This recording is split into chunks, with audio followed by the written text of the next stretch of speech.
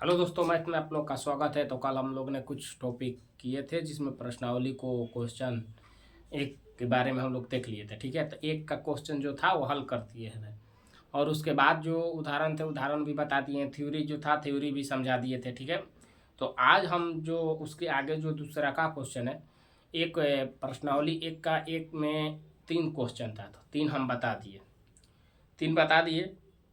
उसके बाद वाला एक दूसरा क्वेश्चन ये है, दिया है कि दर्शाए कि कोई भी धनात्मक विषम पूर्णांक, क्या बताना है कि दर्शाना है कि कोई भी धनात्मक जो है विषम पूर्णांक को ज्ञात करना है जिसमें दिया हुआ है 6q+1 या 6q+3 और 6q+5 के रूप में है, दिया हुआ है। ठीक है, ये चीज दिया हुआ है तो हमको ज्ञात करना है कि Q जो है कोई पूर्णांक है।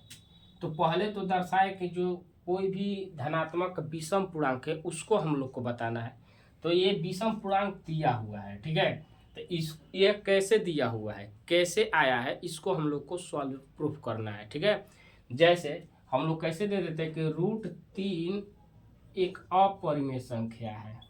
आगे क्वेश्चन आएगा, क्या है, अपरिमेय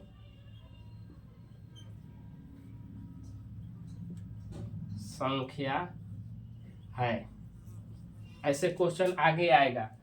तो अपरिमेय खुद ये संख्या है और लिखा हुआ भी है अपरिमेय है, लेकिन यहाँ लिखा हुआ रहता है कि सिद्ध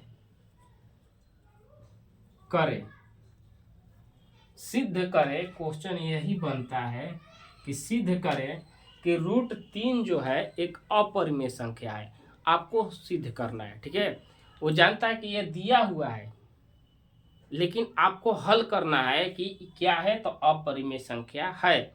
तो वैसे ही दिया हुआ है क्वेश्चन की 6q+1 और 6q+3 और उसके बाद का है 6q+5 के रूप में ये लिखा हुआ है। ठीक है, तो 6q+1 और 2 ऐसे करके 5 तक लिखा हुआ है, ये विषम पूर्णांक है और इसको हम लोग को सिद्ध करना है। ठीक है, तो समझ में आ गया। क्वेश्चन ऐसे आता है, जो आगे वाला प्रश्नावली है 1.3 उसमें ये क्वेश्चन ऐसे टाइप का हम बताएंगे। ठीक है, तो आगे ये आएगा लेकिन अभी नहीं, इसी टाइप का ये भी आता है, तो इसको समझ लो। ठीक, और ये वाला एक आता है, 3-4 क्वेश्चन रहेगा, इस पर हम 5-6 वीडियो बनाए, 5-6 को बनाएंगे, उदाहरण भी 2-3 को बना के लेके आएंगे और उसके बाद क्वेश्चन चालू करेंगे। ठीक, तो इसको हल करने के लिए 1-2 मिनट समय देते रहे। देखो क्वेश्चन पहले देख लो, क्वेश्चन देखो, क्वेश्चन देखने के बाद इसको अपने कॉपी में नोट कर लो। पॉइंट कितना है, तो 1.1, 1.1 का एक क्वेश्चन है एनसीईआरटी बुक का। ठीक है, कितना है, वहाँ लाइट मारता होगा इसलिए लिख दे रहे हैं, एनसीईआरटी बुक का जो बिहार बोर्ड का है, क्लास है 10th, उसका क्वेश्चन कौन सा है, तो 1.1 का दूसरा क्वेश्चन है। क्या है दूसरा, इसको हल करो, पहले नोट कर लो। किताब होगा सबके पास, किताब एनसीईआरटी बुक का किताब होगा, उसमें से देख लो, क्वेश्चन पढ़ लो एक बार, उसके बाद हम समझाएंगे। ठीक है, देखो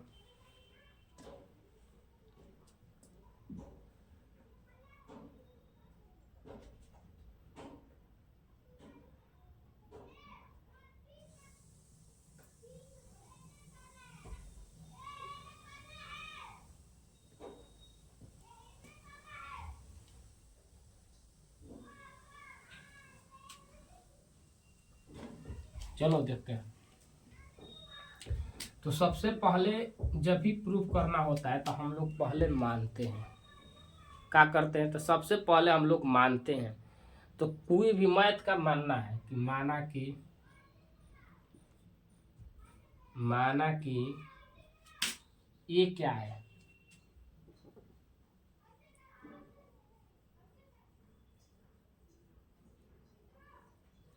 ये एक का है विषम पूर्णांक है। क्या है? विषम पूर्णांक है। ये हम लोग ने मान लिया। का माने कि ये जो है, माना कि क्या माने, माना कि ये जो है एक विषम पूर्णांक है। ठीक है, इतना हम लोग ने मान लिया है। मानना ठीक। तो b बराबर 5 तक पूछा है। b बराबर हम लोग कितना तक चलेंगे? 6 तक चल रहे हैं। 5 तक माना है तो एक एक्स्ट्रा, ठीक, 6 तक। उसके बाद इतना आया समझ में। माना कि a एक विषम पूर्णांक है, इसमें b बराबर 6 दिया, b बराबर 6 मान लिए, ठीक। उसके बाद हम लोग इसको हल करने के लिए कौन से नियम का प्रयोग करेंगे, कौन सा नियम पे जा रहा है, इसको हम लोग देखेंगे। तो सबसे पहले हम लोग देख रहे हैं कौन से नियम को दर्शाएगा। क्वेश्चन में नहीं, तो हम लोग जो यूक्लिड विभाजन परिमेय पढ़े हैं, यूक्लिड विभाजन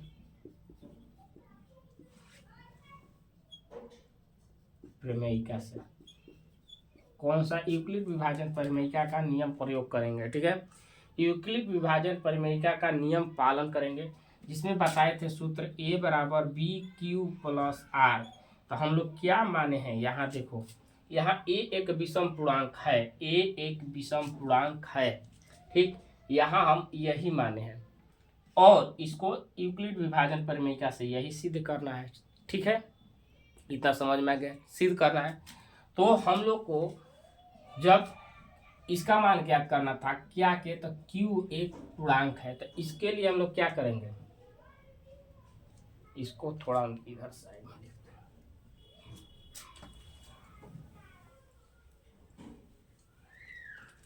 क्या लिखे थे यहाँ कि माना कि ये एक क्या है, विषम पूर्णांक है, जिसमें हम लोग b बराबर 6 माने थे। यूक्लिड विभाजन परिमेयिका से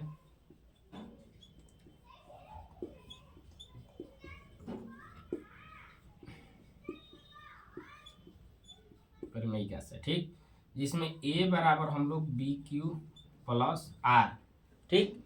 तो अब यहाँ हम लोग r का मान रखेंगे, क्या के, तो r के, तो पहले 0 रखें, 1 रखेंगे, 2 रखेंगे, 3 रखेंगे, 4 रखेंगे, 5 रखेंगे, क्योंकि 5 के आगे 6 है तो 6 हम लोग नहीं रखेंगे, 6 तक ही जाना ही, 5। और हम लोग को सॉल्व भी करना है 1 3 5, तो इसमें 1 3 5 आ जाएगा, ठीक। तो यहाँ हो गया यूक्लिड विभाजन परिमेयिका से। अब मान रखना है, तो यही सूत्र के आधार पर हम लोग मान रखेंगे, ठीक। किसके आधार पे, तो इसके आधार पे। तो ए आर बराबर हम लोग मान रखेंगे, आर का मान जब यहाँ लिखेंगे क्या, कि जब आर बराबर 0, तो आर बराबर 0 माने, तो आर बराबर जब 0 माने तो ये क्या होगा, इसको देखो, आर बराबर 0 माने तो क्या होगा, तो यहाँ जो है 6q क्या है, तो 6q प्लस 1, ठीक। हम लोग को ज्ञात करना है क्या, b बराबर क्या माने हैं, यहाँ पर देखो, यहाँ से हट जाओ, b बराबर हम लोग क्या माने हैं, b बराबर हम लोग 6 माने हैं, ठीक। तो b बराबर जब यहाँ जो b दिया हुआ है उसका मान हम 6 मान लिए, ठीक। और 6q दिया है तो क्या होगा, तो जब यहाँ ही हम लिख देते हैं कि b बराबर क्या माने, हम लोग 6 माने, और q है और r का मान लिखना है, यही से तो ज्ञात होगा, यही मेन चीज है, लिख लो, यही नोट कर लो, लिख लो। तो 6q प्लस 1, तो 1 के जगह पे हम लोग r के जगह पे क्या लिखेंगे, हम लोग 0। यहाँ क्या होगा, 0 0, r बराबर 0 रखें, तो ये क्या होगा 6 होगा। ठीक, वहाँ 0 आ गया। ऐसे ही सेम आएगा, यहाँ 1 मान रखेंगे, r के बराबर क्या रखे 1। तो अब यहाँ 0 रखे थे तो 0 हुआ था, 1 रखेंगे तो क्या होगा 6 + 1। ऐसे ही करके रखेंगे 2 जब रखेंगे तो क्या होगा 6 + 2। ऐसे ही करते आएंगे, इन 3 रखेंगे तो क्या होगा 6 + 3। वैसे ही फिर कितना तक रखना है 5 तक, तो 5 तक रखेंगे। फिर ये सब का है r है, r के बराबर देते चल गए, 5 रख दिए तो क्या होगा, तो इतना समझ में आ गया। किसको किसको समझ में नहीं आया बताओ। इतना समझ में आ गया कि माना कि एक विषम पूर्णांक है, ए जो है वो विषम पूर्णांक है। ठीक, b बराबर हम लोग मान लिए 6। क्या माने b बराबर 6 मान लिए, क्योंकि 6 देखो दिया हुआ है, बोलेगा कि 6 कैसे मान ली, तो देखो यहाँ 6 + 2, 6 + 5 और 6 1, तो 1, इसी का हम लोग को सिद्ध करना है, इसलिए हम लोग 6 माने। ठीक है, तो b के बराबर 6 हो गया, q तो है, r आ गया। r बराबर रखेंगे 6 तक, 1 5 तक, क्योंकि 5 तक ज्ञात करना है तो 5 तक हम लोग रख लिए, 1 2 3 4 5। r बराबर 0 जब रखे तो q आया, r बराबर 1 जब रख दिए, क्या रखे 1 रखे तो क्या आया q + 1, 6q + 1। ऐसे करते करते हम लोग लिख लिए। ठीक है, आगे चलते हैं, इसको नोट कर लो, 2 मिनट का समय नोट करो, कॉपी है कॉपी में लिख लो, काम देगा, एग्जाम सेंटर में आएगा, दिमाग इधर उधर चल जाएगा, एक बार देख लेना समझ में आएगा, नोट कर लो।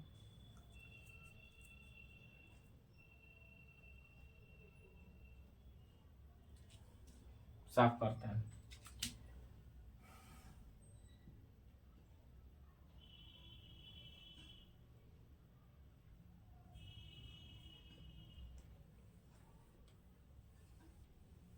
क्वेश्चन सब लोग लिख लिया होगा, इसको साफ कर दे रहे हैं।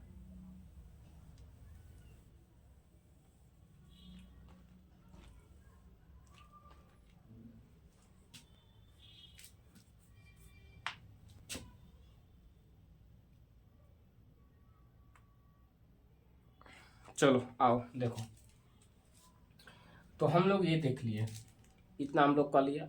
अब हम लोग को क्वेश्चन में लिखा हुआ था दर्शाने के लिए, तो देखो 6q +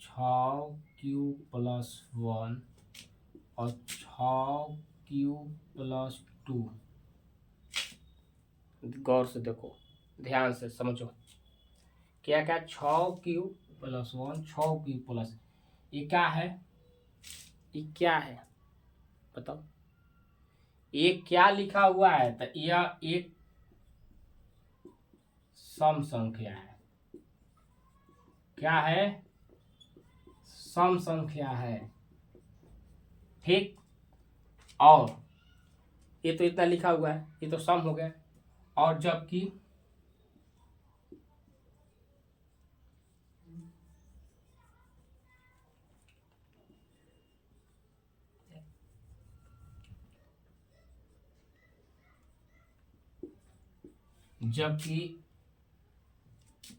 ये और ये तो तीनों सम हो गया, 6q + 1, 6q + 3 और 6q + क्या है, वो सम हो गया, ये तो विषम है। ठीक, तो अतः हम लोग यहां लिखेंगे, अतः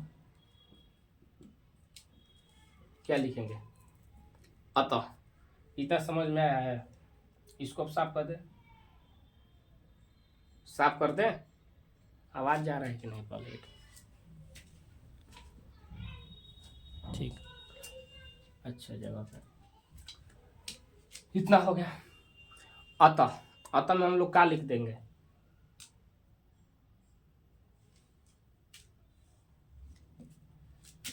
कोई भी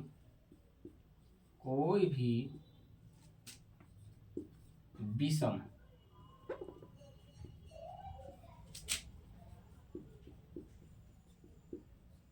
धनात्मक पूर्णांक, क्या कोई भी विषम जो धनात्मक पूर्णांक है, क्वेश्चन में जो लिखा हुआ है, ठीक है, तो कोई भी जो विषम धनात्मक पूर्णांक है वो किस किस रूप में हो सकता है, किस किस रूप में, इसको मिटा दे रहे हैं,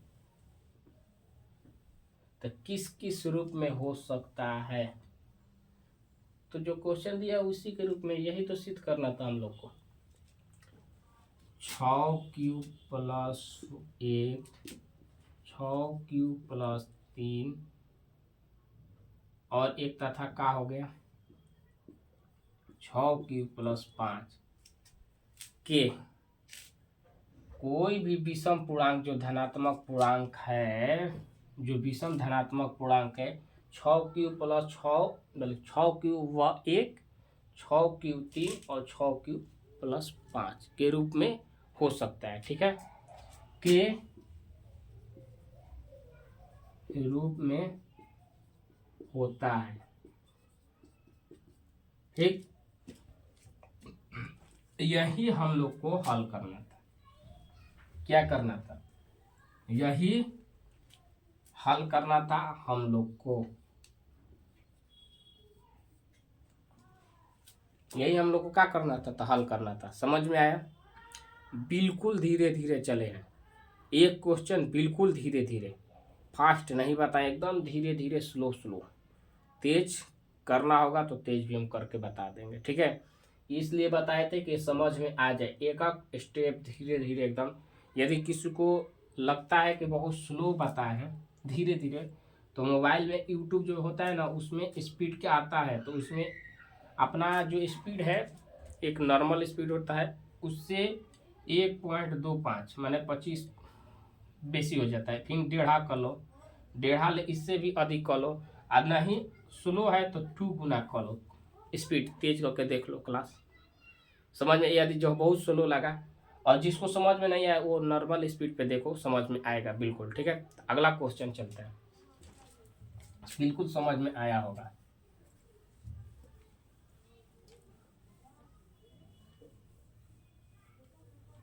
दूसरा क्वेश्चन क्या है,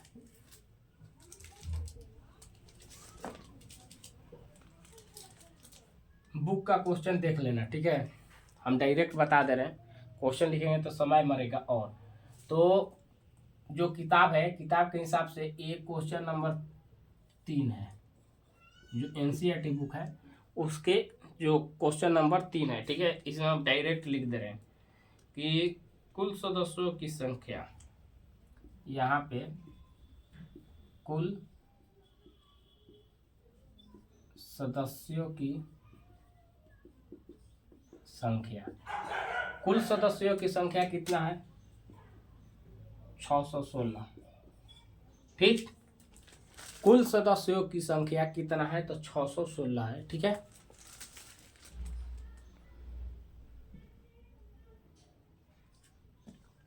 और सेना के, और क्या है, तो सेना के कुछ, सेना के टुकड़े की संख्या, सेना के कुछ, कुल लिखा है कुछ, कुछ कुछ सेना की कुछ सेना के कुछ टुकड़ों की संख्या, टुकड़ों की संख्या, सेना के कुछ टुकड़ों की संख्या कितनी है, तो 32 है, ठीक है। अब इसको हम पढ़ दे रहे हैं कि किसी भी परेड में 616 सदस्य वाली एक सेना जो आर्मी की सेना है कि टुकड़े को 32 सदस्यों वाले एक आर्मी बैंड के पीछे मार्च करना है, ठीक है, और दोनों समूह को समान संख्या वाले सदस्य स्तंभों के मार्च करना है और उन स्तंभों के अधिकतम संख्या जिसमें से मार्च करके ज्ञात करें। तो ये क्वेश्चन दिया हुआ है, ठीक है। तो हम लोग पहले इसके बारे में देख लिए। देखो कुछ इसमें घबराने वाली बातें नहीं है, ये दिया हुआ है क्वेश्चन दिमाग को भुलवाने के, लड़कों को बहकाने के लिए। जो पहले हम लोग सूत्र बताए हैं और इसी पे सब चलेगा, यूक्लिड विभाजन परिमेयिका के बताए हैं वही पे चलेगा। तो जो हम बताए थे कि बड़ा पक्ष हो उसको क्या करो, बराबर के ओर लिख दो, और जो छोटा है उसको इधर लिख दो, ठीक। देख ले जितना हम बताए हैं उसी के आधार पे आ रहा है दिमाग से एकदम, या इस पे जोड़ लगाओ, ठीक। अब इसको हल करो, पहले ये नोट करो उसके बाद ये हल करो, ठीक। इस पे देखो और हल करो, क्योंकि ये हम बता दिए हैं, ये हम बता दिए हैं। इसके नज़दीक आने के लिए क्या करोगे, तो इसको पहले 30 बना दो। 30 बनाकर क्या करोगे, तो 30 बना दिए जब, तो 30 के हम हिंट दे रहे हैं, 30 बना दिए तो 30 ले हम लोग 600 के आसपास आना है, तो 30 दहिया 300 हुआ। तो 30 दहिया पे 300 हो रहा है, तो 20 ले गुना करेंगे, तो 20 ले जब करेंगे तो कितना होगा, अधिक हो जाएगा। 20 ले करेंगे तो 600, तो इधर आ जाएगा, लेकिन इधर 20 दूनी 40 हो जाएगा, तो 640 हो जा रहा है।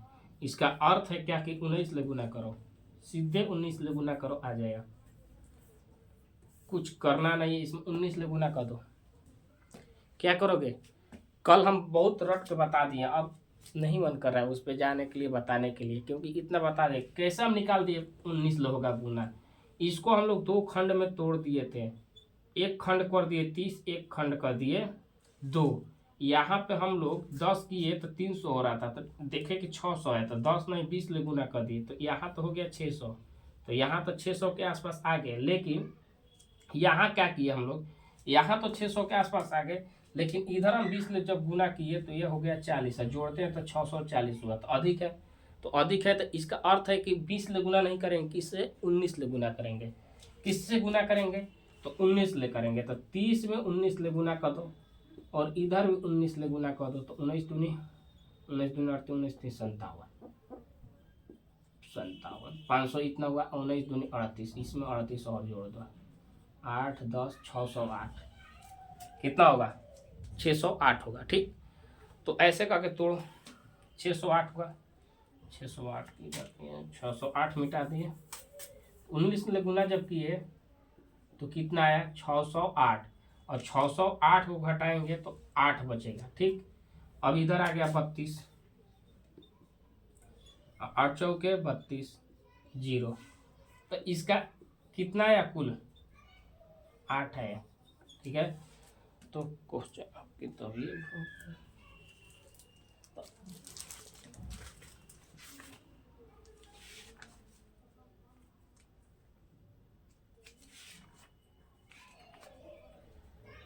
तो स्तंभों की अधिकतम संख्या, तो स्तंभों की संख्या कितनी है, स्तंभों की संख्या, स्तंभों की संख्या कितनी हो गई 8, स्तंभों की संख्या 8। ये क्वेश्चन नहीं लिखे, क्वेश्चन लिखेंगे उसके बाद समझाते तो समय लगता है। ये जो बुक है एनसीईआरटी बुक है, बुक देख रहे हो, क्वेश्चन नंबर ये था, ठीक। तो ये क्वेश्चन तुम्हारे पास बुक होगा, ये बुक से तुम देख लेना, ठीक है। क्वेश्चन देख के पढ़ लेना, और इसके बाद हम आंसर यहाँ बता दिए हैं, ठीक। समझ में आया। कल इस नियम पर हम लोग बहुत देखे थे, बहुत पढ़े थे, ठीक। आगे वाला जो क्वेश्चन है वो पूछेगा कि कुछ अंक लिखा रहेगा उसमें, जो अभी बताया इससे पहले वाले पे उसी के आधार पे है, केवल क्या किया है तो उसमें आप लोग को वर्ग पूछ दिया है। क्या पूछा है, तो वर्ग पूछ दिया है, मैंने जो अंक है उसको गुना का वर्ग करते ना, पावर स्क्वायर चढ़ा के, तो उसको हम लोग, ये कितना तक हो गया, ये तीसरा क्वेश्चन था, तीसरा हो गया, और 4 और 5 2 क्वेश्चन कल हम लोग कर लेंगे, और 1.1 खत्म हो जाएगा, इतना जल्दी 1.1 खत्म हो गया, ठीक। अब उसके बाद हम लोग लेके आएंगे 1.1, और बोले हैं ना कि जो मेरे दोस्त हैं वो जाके हिस्ट्री का बैच पीछे जाके देख लो, सातवाहन वंश खत्म हो गया है, सातवाहन वंश खत्म कर दिया है, ठीक है, वहाँ खत्म हो गया। इसी चैनल पे सातवाहन वंश भी देखने को मिलेगा, तो जाके हिस्ट्री का बैच है, जाके देख लो, ठीक है। और उसका जो हम पूरा जो ख़त्म किए थे, जो पढ़ा रहे थे हर्यक वंश से लेके सातवाहन वंश, तो उसका क्लास कल आएगा, आज नहीं। उसका क्लास जो ट्रिक लिखवाए थे ना, उसके बारे में पूरा तोड़ के जितना बता दिए हैं उसको हम कल बता देंगे पुनः एक बार, पूरा कैसे होता है निचोड़, वो सब कल हम बता देंगे। एक ट्रिक लिखवाएंगे, पहले हम लोग कैसे बोलते हैं थ्योरी देंगे, पहले जीरो से समझा दिए सब अच्छा से, उसके बाद जो उसमें महत्वपूर्ण कुछ होगा उसके लिखवाएंगे सूत्र ट्रिक, और ट्रिक के आधार पर समझा देंगे। और उससे भी डीप पढ़ना है तो पीछे वाला जाकर क्लास देख लेना, ठीक है। तो आज के लिए इतना ही रहने देते हैं, कल आते हैं, कल 4 और 5 क्वेश्चन देखते हैं, ठीक। उसके बाद 1.2 पढ़ेंगे, ठीक है। तो वीडियो देखने के लिए धन्यवाद।